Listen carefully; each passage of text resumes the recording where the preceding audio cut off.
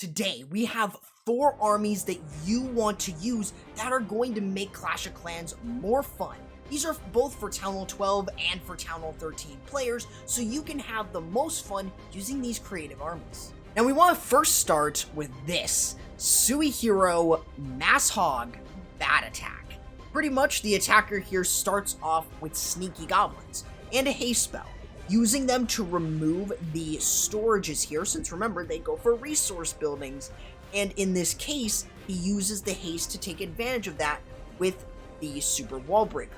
Then sends in some more Sneaky Goblins with an invisibility. This is something that you guys can easily do to remove the Town Hall if it's fairly close to the outside. The other thing that you'll want to do after this is you'll create the funnel for your heroes. This is where you've got your hero dive going in. So bringing in the use of wizards and Sneaky Goblins is a great way, because you can then deploy an Ice Golem and Golem with your heroes. The main objective in terms of this is to remove the enemy queen and get anything in the core, mainly Inferno Towers if possible.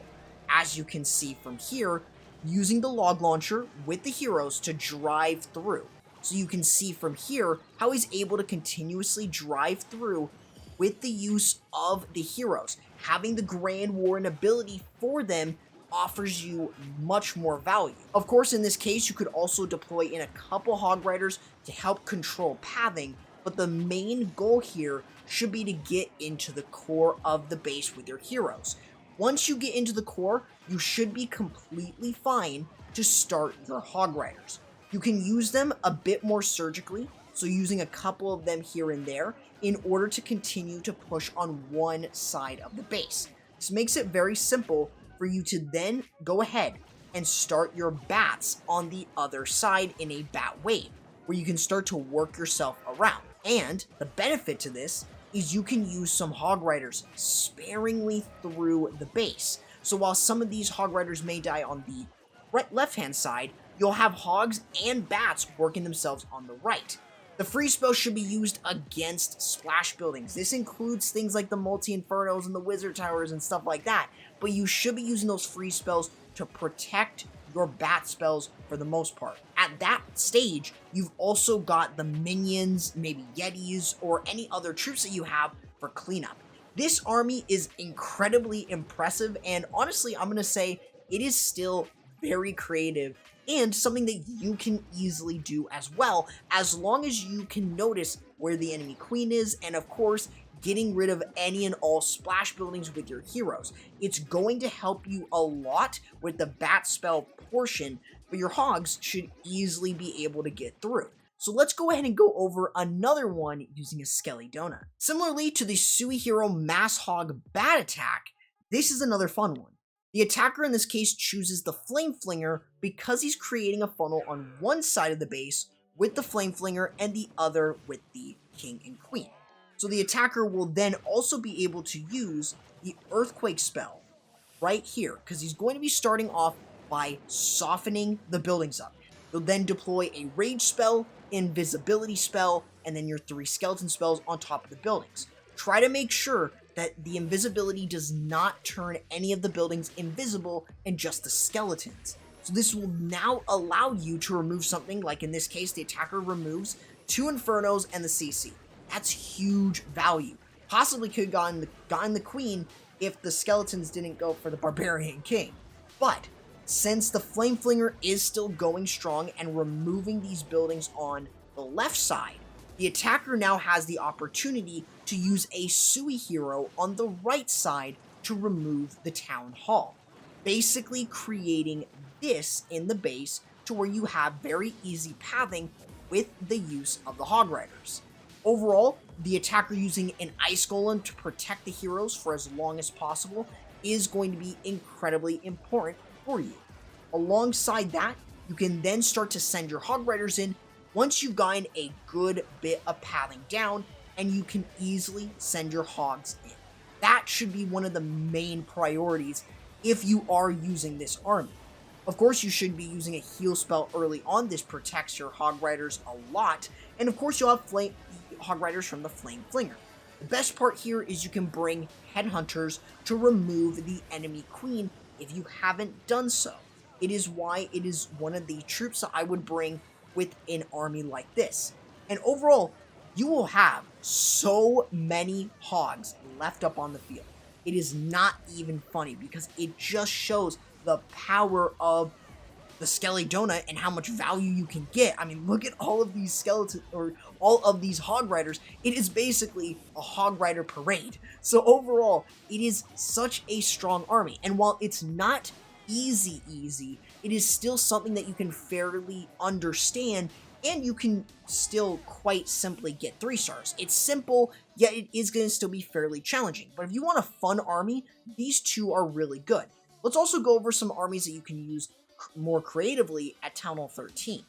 One might surprise you. Now here at Town Hall 13, one of the attacks that really surprised me when I was looking for this video was this. Almost a Noah's Ark. It's more of a modified one because it is missing troops. Of course, I wanted to make a video on this once I saw this.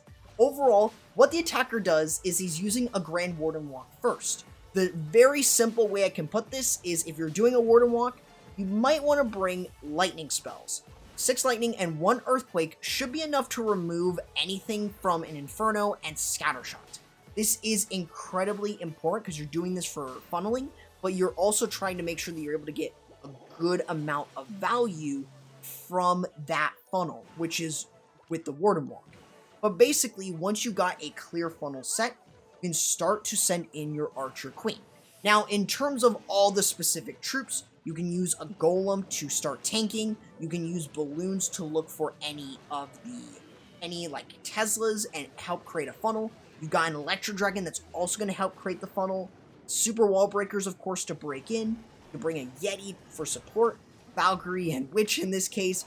Realistically, there's no rhyme or reason, but the main troops that you would send in, like Yetis, Valkyries, Bowlers, and the Witch, all should be troops that you send in, alongside having the log launcher to move into the base. Other troops that you've got in this case are going to be things like the Baby Dragon, which you can help create much more of a funnel with, and of course, you want to use that Grand Warden ability as you move in. Dealing with any enemy heroes, you can bring in the use of that Headhunter, though it might not do anything. And you've also got the Lava Hound. Despite not really doing much, you can have it distract for something like the Baby Dragon, or even for a Dragon Rider, which makes it a little bit better in terms of supporting that main push. Or in this case, also distracting the Scattershot with the Lava Pups.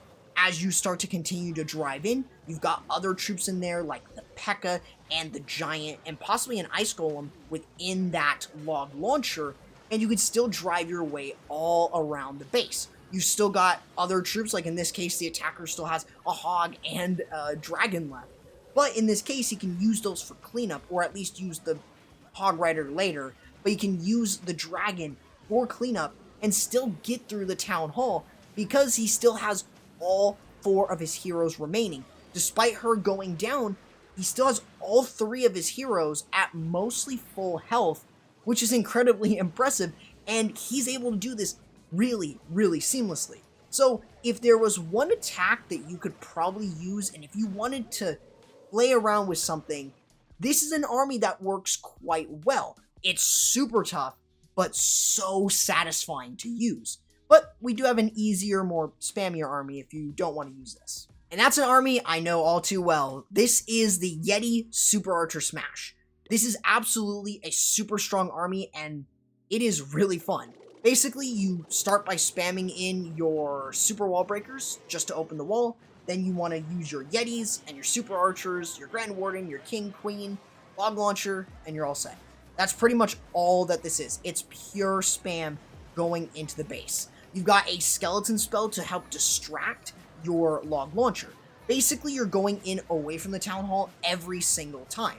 There is no rhyme or reason to how you're using this army, so basically you just want to fully send everything in and possibly get lucky in removing the town hall from a distance. You should use the Grand Warden ability, though, to protect the log launcher for as long as possible and any of your troops. For the most part, you should still have Yetis up, especially from either your army or from the log launcher. You just want to be able to continue to move yourself through, and maybe even using the freeze spells to support your push further, as in this case here, using them on the Town Hall to make it just a little bit easier. But the nicest part is that, realistically, Super Archers have a ton of range, and they are really good at it, so definitely take advantage of it. You should use the RC on the back end and use a skeleton spell, especially if you're going into like a Tesla farm or something. Those are just things that you do want to consider, but it is so incredibly simple for you to use that. You can easily remove the Town Hall if you didn't with your heroes, which again, that's still super simple. But of course, the biggest thing here is that even though this attack doesn't necessarily look like it's going to 3-star, it can still 3-star, especially because, well, one, the Grand Warden's still up in this case, but also the Super Archers have some good range. Don't underestimate it. It is some gnarly stuff that they can do. They can do quite a bit with that range, and that is why they're considered a really strong troop, and one that you probably shouldn't underestimate. They're really, really good. They're really fun to use, and they can even be used at Town Hall 12 and even at Town Hall 14. We saw that last year in the World Championship qualifiers. But those are the armies that you should be trying to use as well in terms of creativity for here at Town Hall 13.